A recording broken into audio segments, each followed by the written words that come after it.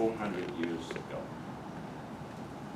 We're talking about in August of 1619.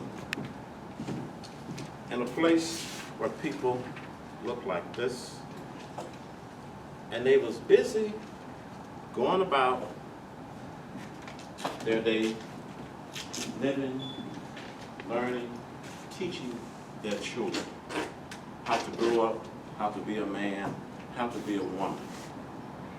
They was architects, they was engineers, they was nurses, they was doctors, they was educators, going about their business from day to day. They had some little skirmishes with their neighbors.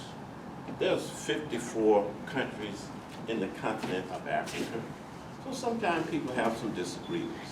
But for the most part, they just enjoyed each other. They just enjoyed life. They just enjoyed nature. And we're blessed today to have one person that I know is directly from the motherland, Toastmaster Grace Dunbar, Liberia.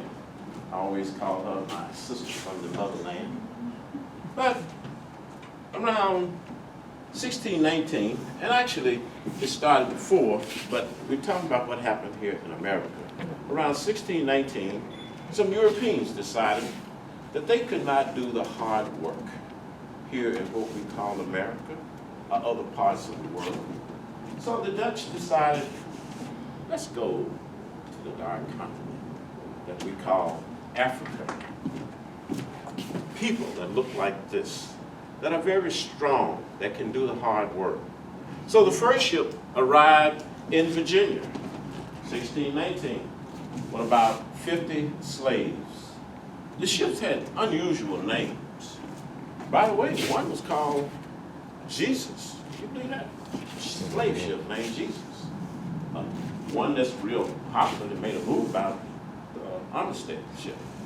And the last one that came here around 1859 was called the Colette. And it landed in Mobile. They actually burned the ship so no one could find it because slavery was against the law then. So let's back up to 1619. So when the slaves first arrived here, they realized that they could get about $600 for a slave. They had 50 slaves on it. And so they worked these slaves, but this is America where you find opportunities to make more money.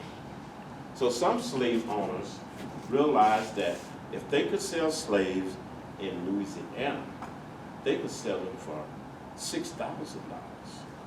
But of course they didn't have modern. They didn't have airplanes. So how were they going to get there?